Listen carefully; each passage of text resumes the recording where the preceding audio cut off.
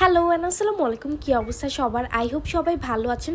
আজকে আপুর সাথে বাইরে যাব, আমাদের বেশ কিছু কাজ আছে, সো ঝটপট রেডি হয়ে নিচ্ছি। রেডি হয়ে হিজাবটা পরে নিলাম। আমি দুইটা হিজাবের মধ্যে কনফিউজ ছিলাম, পরে এই হিজাবটা পরলাম। আর এই হিজাব টিউটোরিয়ালটা অলরেডি আমি আমার পেজে দিয়েছি, সো এখন আর ডিটেলসে দেখাচ্ছি না। ড্রেসটার সাথে এই জুতাটা পেয়ার আপ করবো। আর ব্যাগ নিয়ে আমি একটু কনফিউজ ছিলাম। প্রথমে এই সিলভার কালারের ব্যাগটা বের করেছিলাম, রিনস্টোনের এই শিনের ব্যাগটা খুবই সুন্দর, ব্যাগটার কোয়ালিটিও খুব ভালো। এটা শাড়ি, সালোয়ার কামিজ অথবা ওয়েস্টার্নের সাথে খুব সুন্দরভাবে যাবে। পরে মনে হলো যে ব্ল্যাক কালার নিলে আই থিঙ্ক বেটার লাগবে, পরে এটা বের করলাম। কারণ আমার ব্যাগে বেশ কিছু জিনিস নিতে হবে, সো বড় ব্যাগটাই নিলাম। আর এই দুটো ব্যাগই আমাকে গ্ল্যামার অ্যান্ড সেন্সেশন পেজ থেকে দেওয়া হয়েছে। পেজের ডিটেলসটা আমি এই ভিডিও কমেন্ট বক্সে দিয়ে দিব। যেহেতু আজকে লেন্স পরেছি, so lens, kit, lipstick, purse সবকিছু নিয়ে নিচ্ছি ব্যাগে। তারপরে লাস্টলি এই পারফিউম অয়েলটা দিয়ে নিচ্ছি। আজকে রেডি হওয়ার সময় আমি খুব একটা এলোমেলো করিনি, তারপর যাওয়ার আগে সবকিছু গুছিয়ে বের হয়ে গেলাম। রিসেন্টলি আপুর 18K ফলোয়ার্স আর ইনস্টাগ্রামে 5 মিলিয়ন ভিউ হয়েছে। I am so proud of her. তারপরে ভাবলাম আপুর জন্য একটা কেক কিনি। সুমিস হট কেকের এই মাট কেকটা আপুর অনেক পছন্দ, তাই ভাবলাম এটা যাওয়ার সময় নিয়ে যাই। তারপর আপুর অফিসে চলে আসলাম। এই যে আপুর রিয়াকশন, তুই কিছুই নোটিস করলি না? দেখলাম এই জন্যই দেরি করছিস। না না জানিস। আর তা আমাকে রেডি হতে বলছিস।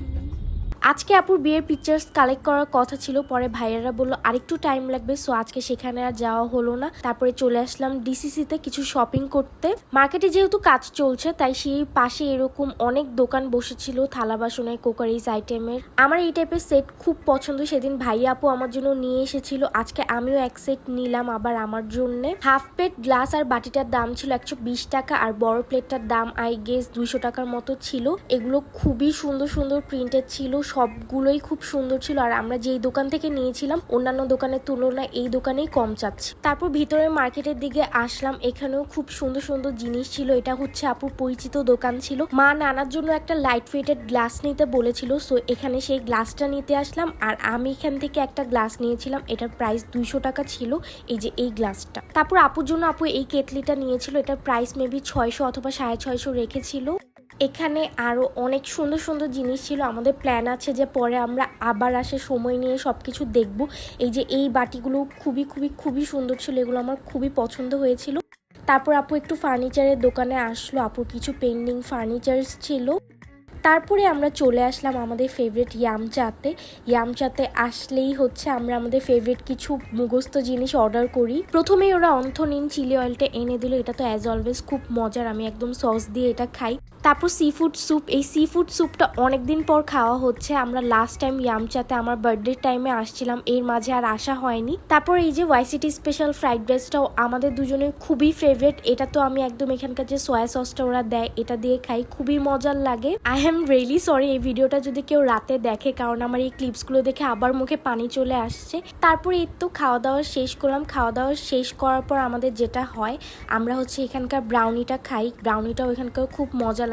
যেই কারণে আমি আর আপু আজকে মেইনলি বের হয়েছি, সেটা আপুর ক্রেভিং হচ্ছিল যে স্টিকি রাইস খাবে, সো এখানে চলে আসলাম স্টিকি রাইস ট্রাই করার জন্য।